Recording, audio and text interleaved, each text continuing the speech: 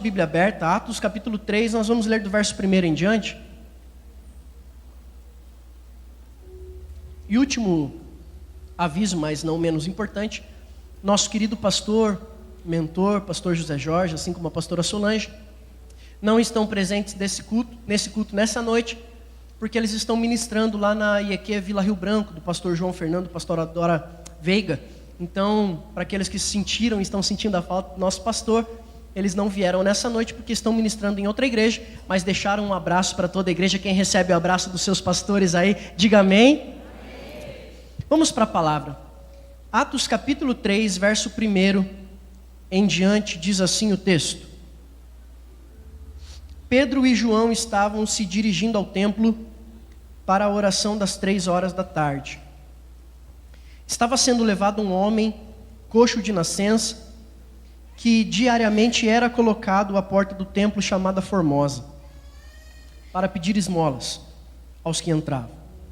Quando ele viu o verso 3, Pedro e João, que iam entrando no templo, pediu que lhe dessem uma esmola.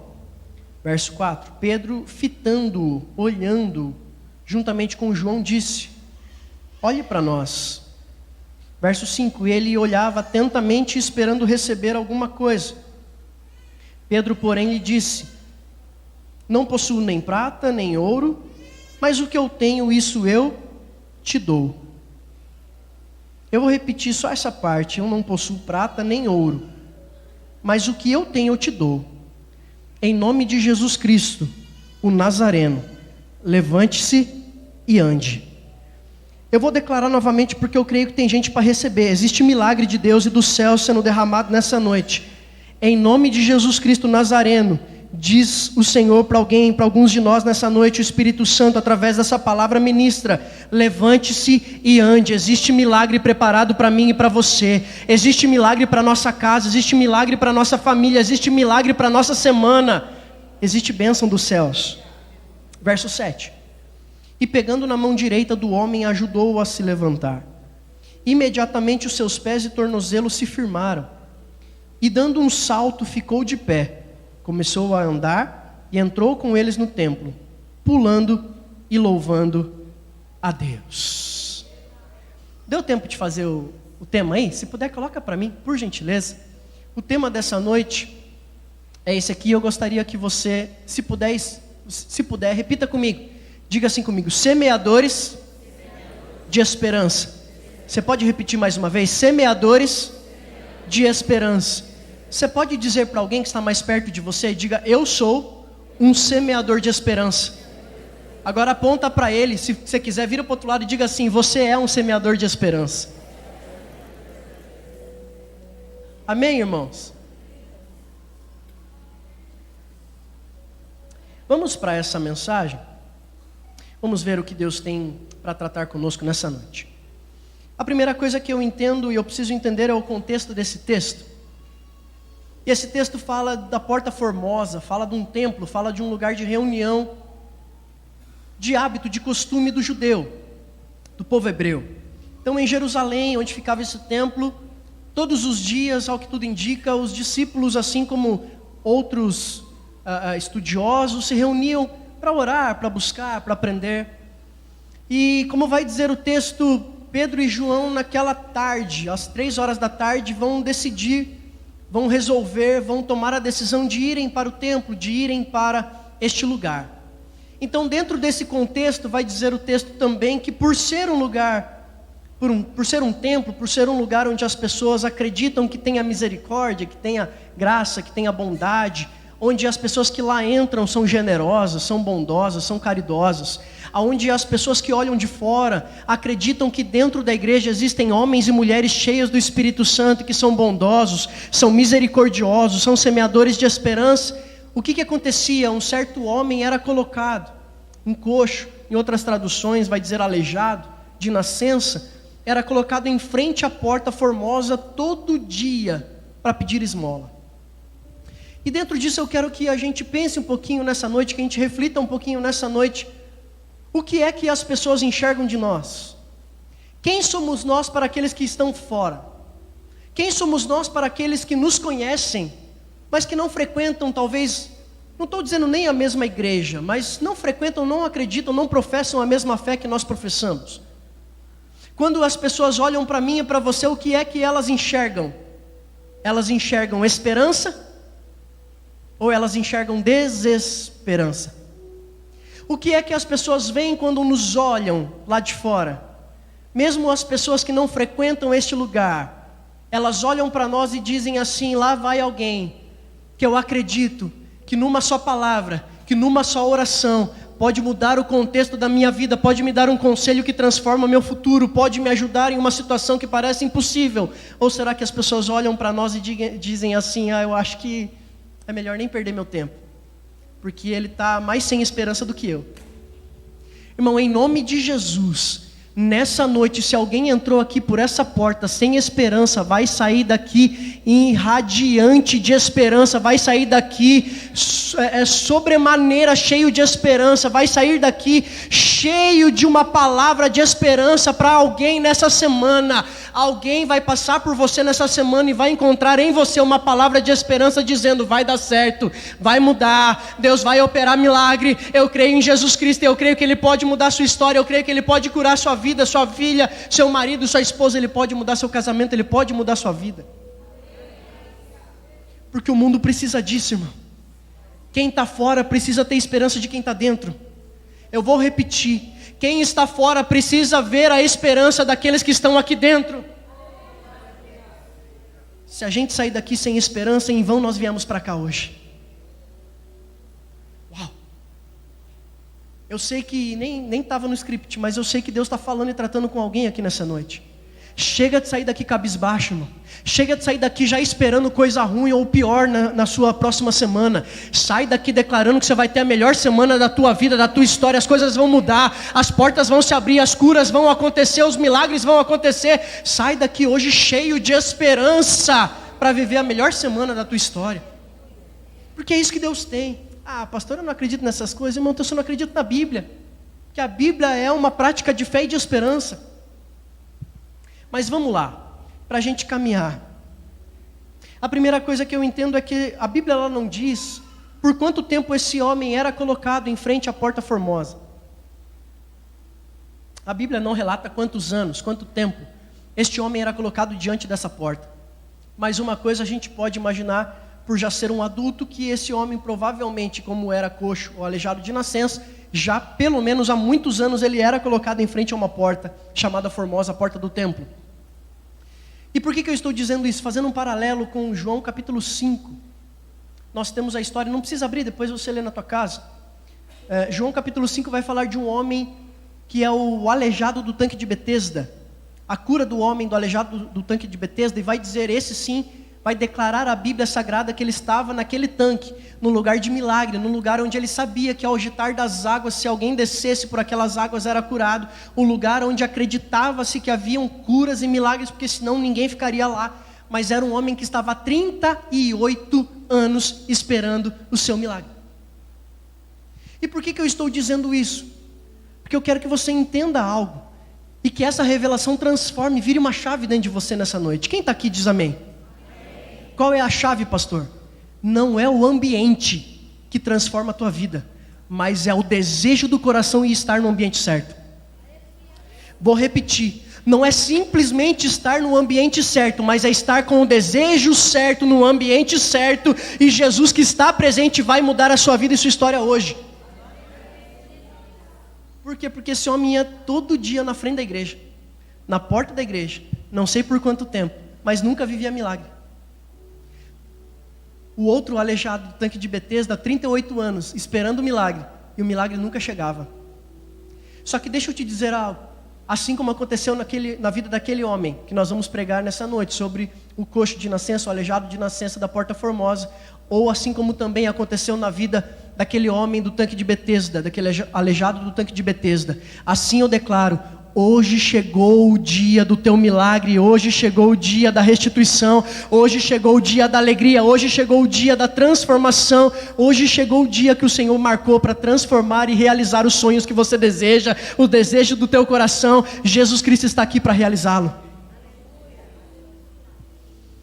Mas então, esse homem esse homem estava lá. Esse homem estava na frente da porta. Olha o que acontece no verso 2. Leia comigo novamente. Atos capítulo 3, verso 2. Estava sendo levado um homem, coxo de nascença, que diariamente era colocado em frente à porta do templo, chamado Formosa, para pedir esmolas aos que entravam. Tem uma outra versão que vai dizer assim: punham, colocavam. Por que eu quero usar essa expressão? Porque eu quero usar aqui essa conjugação verbal, ó que bonito, no plural. Por quê, irmão? Porque ao que tudo indica, esse homem não era levado por uma única pessoa. Esse homem era levado talvez pelo menos por duas pessoas. Então pelo menos um casal, ou pelo menos dois amigos, ou pelo menos duas pessoas o levavam diariamente e o colocavam em frente à porta formosa. Quem está me entendendo, diga amém. Então pelo menos duas pessoas levavam esse homem todos os dias em frente da porta. E se a gente também fizer um outro paralelo com Marcos capítulo 2, você conhece a história? Jesus está dentro do seu lugar normalmente dos maiores milagres de Jesus. Ele está em Cafarnaum, e quando ele está em Cafarnaum, dentro de uma casa, vai dizer que 4 amigos de um outro paralítico vão dizer assim: nós colocaremos esse paralítico diante de Jesus, nós colocaremos esse paralítico diante daquele que pode mudar a história da vida desse homem. Aí vai dizer o texto que eles chegam em frente à porta, eles chegam em frente à casa, e o que a casa está? A casa está lotada. Aí o texto vai dizer assim: mas esses homens decidiram então subir pelo telhado, pelo teto, abriram um rasgo no teto, desceram esse homem exatamente em frente a Jesus. Aí o texto vai dizer assim: e Jesus, vendo a fé deles, diz para ele: levanta e anda, as tuas dores estão curadas, os teus pecados estão perdoados. E naquele mesmo dia aquele homem saiu andando daquele lugar. Por que eu estou dizendo isso? Eu quero que você se identifique com uma dessas duas histórias. Quem somos eu e você? Alguém que só coloca as pessoas diante de uma porta, ou nós somos pessoas que levam as pessoas até aos pés de Jesus? Quem somos eu e você, Luciano? Bruno? Quem somos eu e você, pastor? Quem somos nós? Alguém que só diz assim: não, eu mandei o convite, pastor. Eu já disse para essa pessoa ir para a igreja. Irmão, isso é só colocar na porta. Está na hora da gente começar a jejuar por salvação de vidas. Está na hora da gente se consagrar para Deus salvar alguém da nossa família. Está na hora da gente persistir e insistir em oração, dizendo: Senhor, eu não paro de orar até essa pessoa estar diante dos teus pés. Eu não paro de jejuar e de clamar até a minha família estar diante do Senhor. Eu não desistirei até todos serem salvos da minha casa. Isso é colocar diante de Jesus. Não é só deixar na porta. Mas então, esse homem que era deixado na porta por pelo menos duas pessoas, vai dizer que o verso 3, ele viu alguém. Em nome de Jesus, as pessoas vão enxergar em nós a esperança que elas precisam.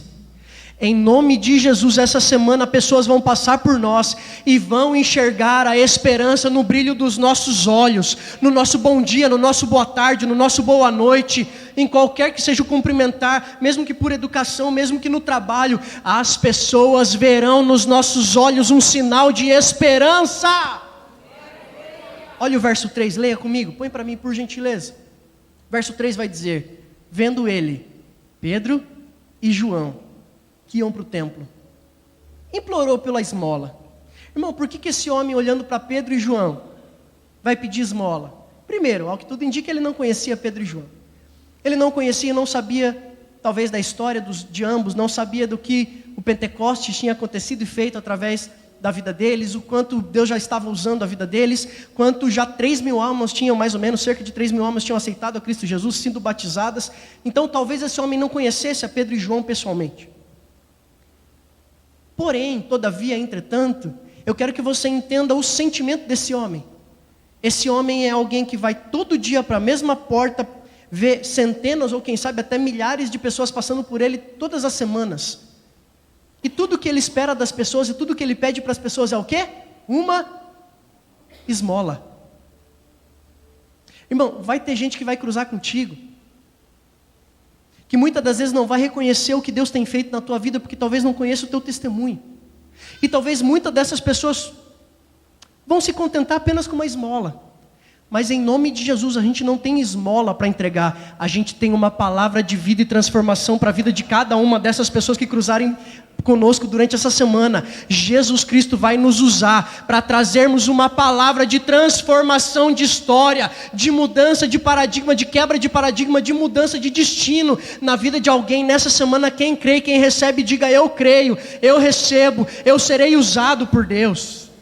Em nome de Jesus. Aí olha o verso 4. Então ele está só pedindo esmola. Mas olha que interessante agora, irmão. Por que Pedro e João não disseram assim: é só um pedinte, é só alguém querendo esmola, eu vou entregar o que ele precisa? O texto vai dizer, e a gente vai ler daqui a pouco: não tenho prata, não tenho ouro, mas o que eu tenho eu te dou, levanta e anda. Mas irmão, eu não acredito que Pedro ali, não que eu chame Pedro de mentiroso, por favor, mas eu não creio que Pedro está dizendo que ele não tinha nada. Eu acredito que Pedro talvez tivesse pelo menos uma moeda para entregar. Talvez Pedro tivesse algum troco para doar. Só que Pedro entendeu algo: a gente não entrega troco, a gente entrega o autor e consumador da vida eterna. Irmão, eu estou pregando aqui, eu quero gente cheia do Espírito Santo e de esperança nessa noite para dizer: eu não vou ficar entregando esmola. E eu não estou falando literal, irmão, não é esmola de esquina que alguém te pede, não estou falando isso. Eu estou falando de palavra de vida. Quando alguém vier com as suas lamúrias essa semana dizendo: está difícil, eu não aguento mais, o meu marido não presta, minha esposa é isso, aquilo, os meus filhos não têm mais jeito, a minha família não tem jeito, a minha casa está toda destruída. Você não vai dizer: ai que pena, você vai dizer: eu conheço alguém que pode transformar teu casamento, eu conheço alguém que pode mudar a sua história, eu conheço alguém que pode transformar a vida do teu filho. Deixa eu te apresentar Jesus. Deixa eu te apresentar algo que muda a tua história. Não te dá uma esmola, não te resolve um probleminha agora, mas resolve tua vida para sempre. Aí vai dizer que Pedro e João vai olhar para ele. Coloca novamente o verso para mim, por favor. Fitando os olhos nele, Pedro olhando para ele. Por quê, irmão? Porque olhar demonstra cuidado. Olhar demonstra personalização. Você está olhando para alguém, você está se identificando com alguém, você está se importando com alguém. Irmão, não ia falar, mas eu vou falar. Tem crente que não olha no olho nem para cumprimentar as pessoas. Irmão, você é cristão. O teu brilho do olhar faz a diferença na vida de alguém durante o teu dia. Irmão, não te custa nada erguer os olhos e olhar para alguém e dizer: boa noite, bom dia, boa tarde, seja bem-vindo. Não sei o que você trabalha, com quem você trabalha, eu não sei quantas pessoas passam por você ao longo da tua semana, quem sabe na fila de banco, de padaria, quem sabe Deus te usa em tantos lugares que você nem imaginava. Mas irmão, em nome de Jesus, que no teu olhar as pessoas encontrem esperança nessa semana. Deixa Deus usar você nessa semana. Deixa Deus te usar nessa semana, em nome de Jesus. Aí ele olhou, Pedro e João olharam para esse homem, mas eles não fizeram só isso. O que eles fizeram? Eles disseram para ele: olha para, diga assim: olha para mim, olha para nós. Irmão, que a gente tenha ousadia de usar a nossa vida de parâmetro para a vida de outras pessoas, para quererem viver o que a gente vive. Eu vou repetir: Deus quer usar a minha e a tua vida como parâmetro, para que pessoas olhem para nós e digam assim: eu quero viver o que esse homem vive, eu quero viver o que essa mulher vive, eu quero viver o que esse marido vive, eu quero viver o que esse jovem vive, eu quero viver o que ele está vivendo, porque o que existe nele não existe em mim. Pedro e João estão dizendo: olha para nós, não fica olhando para o chão. Sabe por quê? Porque tem muita gente que não tem mais esperança, porque os seus olhos estão apenas no... É gente que toda a sua esperança está só no seu dinheiro, está só no seu bolso, está só nessas condições, está só aqui na terra, está só no seu emprego, está só no seu status, está só nessa vida. E Paulo vai dizer assim: aquele que tem toda a sua esperança e deposita toda a sua esperança somente nessa vida, que acha que o que Jesus tem para fazer é somente nessa vida, é o mais miserável de todos os homens. Sabe o que Deus está dizendo? o que eu e você temos é maior do que o dinheiro pode comprar. O que eu e você carregamos é mais do que o status pode nos garantir. O que eu e você temos é mais do que uma gerência, do que uma atitude, ou é muito mais do que um poder, do que um financeiro, do que uma estrutura familiar ou financeira. Deus está dizendo que existe dentro de mim e de você é o Espírito Santo, um espírito de poder, ousadia para transformação de histórias e de ambientes. Você vai chegar voando essa semana, irmão. Em nome de Jesus, você vai chegar na tua casa, você vai voltar para a tua casa, você vai chegar no teu trabalho amanhã, você vai chegar na tua escola amanhã, você vai chegar na universidade, você vai chegar onde quer que seja, você vai chegar cheio do Espírito Santo, cheio de esperança, cheio de palavra de vida, cheio de fé, porque é isso que Deus tem para nós. Aí Ele vai dizer, olha para nós. O que Ele está dizendo é, levanta os olhos. Sabe por quê? Porque o Salmo 121 vai dizer o quê? Elevo os meus olhos para o monte, de onde me virá o socorro. O meu socorro vem do Senhor que fez os céus e a terra. E todas as vezes que alguém estiver olhando para o chão, alguém estiver desgostoso com a vida porque está olhando só para o chão, faz essa pessoa erguer os olhos e perceber que existe um céu infinito, existe um céu maravilhoso, e existe um Senhor assentado no trono, alto e sublime trono, e Ele tem o controle nas suas mãos de todas as coisas. Ele pode mudar histórias. Leve as pessoas a um olhar de esperança, irmão. Leve alguém a um olhar de esperança essa semana. Eu estou falando essa semana, eu estou falando de trabalho, mas quem sabe alguém dentro da tua casa está precisando de esperança. Quem sabe o teu cônjuge está precisando de esperança. Quem sabe existe um filho seu que está precisando de esperança. Quem sabe o teu irmão está precisando de esperança. Ei, nessa noite, saia daqui dizendo, eu vou alimentar alguém com esperança nessa semana. Aí para nós caminharmos, vai dizer que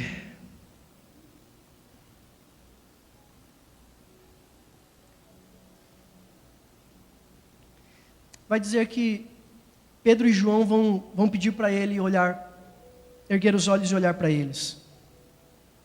Mas deixa eu te dizer algo.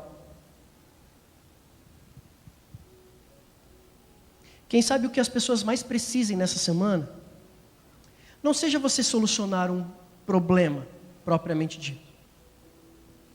Quem sabe o que as pessoas mais esperam nessa semana? A missionária Vanessa, creio eu que ela vai concordar comigo, está estudando sobre. Talvez o que as pessoas mais precisem nessa semana, não seja você ajudar pagando uma conta. Talvez o que elas mais necessitem nessa semana não seja uma doação de uma cesta, de um alimento para... Talvez o que as pessoas mais esperem de mim e de você nessa semana só seja uma coisa: se importar tanto com elas, que elas enxergarão o amor de Jesus através do nosso olhar. É alguém que estava pensando em desistir da vida, irmão, que por causa de um olhar, irmã G, vai dizer, eu não vou mais acabar com a minha vida porque existe um Deus olhando por mim. Talvez alguém desistindo do casamento, desistindo de tudo, mas vai perceber no olhar, alguém que se importa tanto com ele, com ela, talvez nem a conheça, nem o conheça, mas vai dizer assim, como que pode uma pessoa me tratar tão bem? Como que pode alguém olhar com um olhar tão lindo, tão brilhante, alguém me dá um sorriso tão lindo quanto aquele? Deus existe, e Deus está dizendo que existe esperança para mim. Mas então nós ouvimos o que eles vão dizer. Eu não tenho prata, eu não tenho ouro, mas o que eu tenho. O que é que a gente carrega, irmão, para poder semear na vida de alguém essa semana? Do que é que nós estamos carregados? Tem gente carregada de inveja, tem gente carregada de ódio, tem gente carregada de depressão, de angústia de alma, tem gente carregada de tristeza, tem gente carregada de trauma. Mas em nós não, nós carregamos a esperança.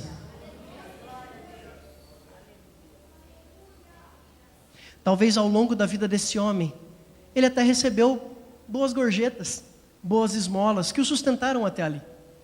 Provavelmente sim. Talvez eles até encontraram pessoas bondosas, caridosas, que disseram assim, olha, eu tenho aqui, e eu vou te dar tudo que eu tenho. E aquele dia ele disse assim, uau, que bacana.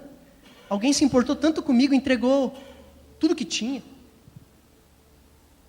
Só que, irmão, se eu entregar alguma coisa que só sirva para sustentação daquele dia ou daquela semana, eu fiz pouco.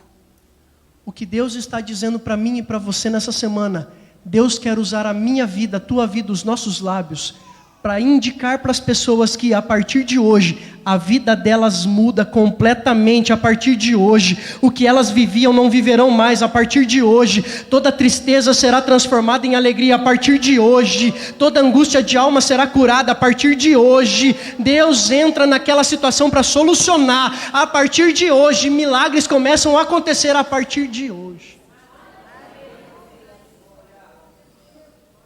Ele está dizendo, eu não vou te dar esmola, eu vou te dar vida. Eu vou te dar esperança. Eu vou te dar uma palavra que muda teu destino hoje. Deus vai usar pessoas para isso essa semana, e eu quero ser uma delas. Aí o que ele vai dizer? Eu não tenho prata, não tenho ouro, mas o que eu tenho. Por quê, irmão? Porque não é mais do mesmo que ele tinha para oferecer. É aquilo que faz a diferença. Você pode dizer comigo assim, o que eu ofereço... Diga mais forte, o que eu ofereço não é mais do mesmo. É o que faz diferença. Diga assim comigo, o que eu ofereço não é remédio, é cura. Diga comigo, o que eu ofereço não é só sobrevivência, é mudança de destino. Diga assim comigo, o que eu oferecerei é Jesus Cristo. O que eu vou oferecer é Jesus Cristo. O que eu vou oferecer é a vida eterna em Jesus Cristo.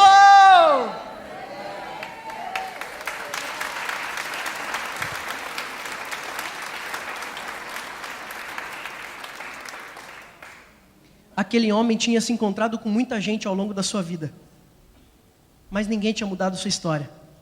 Foi um encontro com 2 homens cheios do Espírito Santo e ousadia, transformou a história da vida daquele homem. Eu profetizo, irmão, que pessoas já passaram por muitos ambientes. Quem sabe já fizeram longos tratamentos e nada mudou. Mas ele vai te encontrar essa semana e a vida dele não vai ser mais a mesma a partir desse encontro. Versos 7 e 8, nós caminhamos para o final. Versos 7 e 8, quando Pedro e João vão dizer, eu não tenho prata, eu não tenho ouro, mas o que eu tenho, isso eu te dou, levanta e anda. Irmão, presta atenção, aqui é uma palavra de fé, aqui é uma palavra profética, aqui é uma palavra de cura, aqui é uma palavra de milagre. Eu não sei o quanto você acredita em milagre, mas eu acredito em milagre, e eu acredito que Deus pode usar a minha vida, a tua vida, para operar milagres na vida de pessoas essa semana. Deus pode começar operando milagres na minha, na tua vida, mas Deus quer que esses milagres continuem através de nós. Mas aí olha que interessante, Pedro poderia ter dito, não tenho prata, não tenho ouro, mas o que eu tenho, isso eu te dou, levanta aí.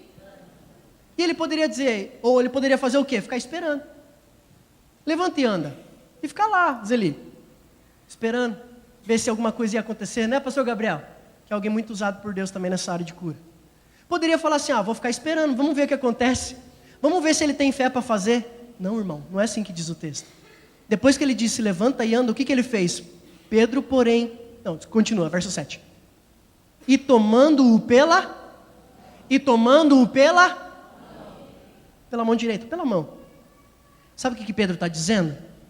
Eu não estou só declarando algo na tua vida, eu estou tendo atitude para te ajudar a transformação da tua vida. Eu vou dizer de novo, irmão. Deus não quer usar a gente apenas para lançar palavras ao vento. Deus está dizendo, lança a palavra, mas começa a ajudar a vida dessa pessoa a ser transformada hoje. Pedro está dizendo, levanta e anda, mas deixa que eu te ajudo. Dá aqui sua mão.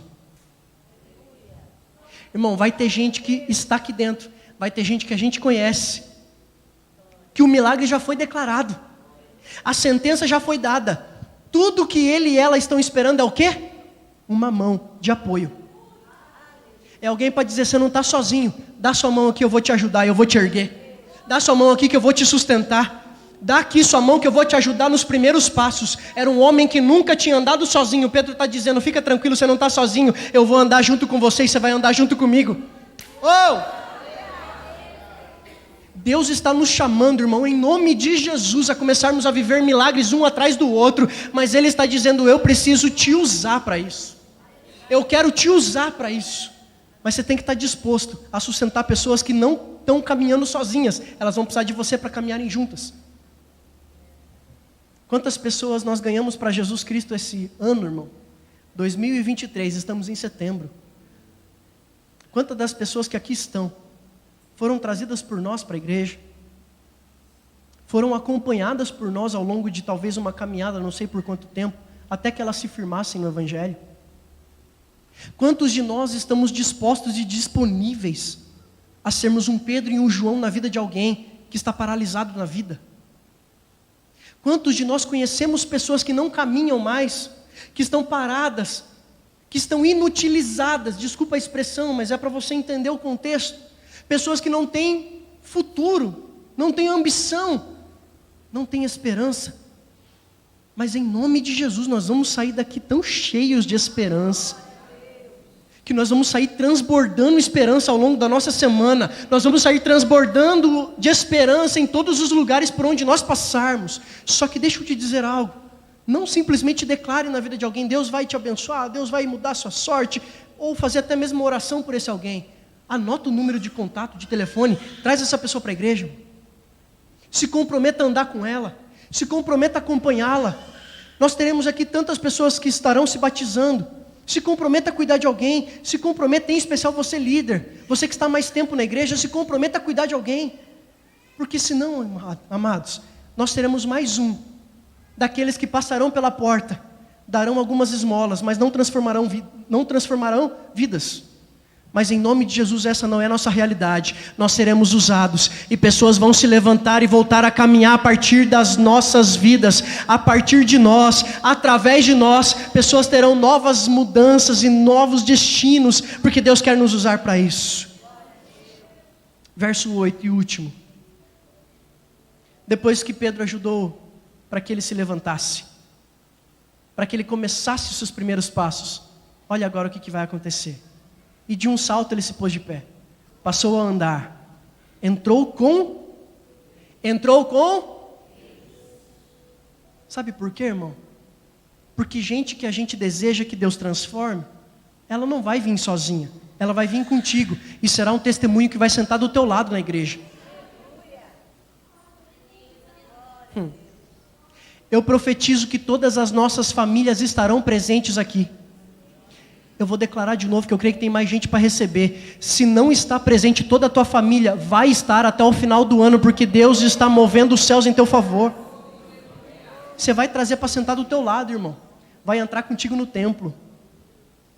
Passou a andar, entrou com eles no templo, saltando e louvando a Deus. Eu gostaria que nós orássemos nesse instante. Vou pedir para que você se coloque de pé. E eu vou pedir para que você... vou pedir para você fechar os olhos. Eu vou fazer uma pequena oração inicialmente e depois nós vamos orar juntos. Feche os olhos, por gentileza. Senhor Deus e Pai, eu oro a Ti nesse instante e peço através do Teu Espírito Santo e da ação dEle, que mostre a cada um de nós a alma que o Senhor quer transformar, a vida que o Senhor quer revolucionar, a pessoa que o Senhor quer usar através de nós para a transformação da vida dessa pessoa. Que o Senhor nos mostre alguém agora, Pai. Traz a memória, em nome de Jesus eu profetizo, traz agora a memória. O rosto, alguém, um nome, de alguém que a gente conhece que ainda não está aqui.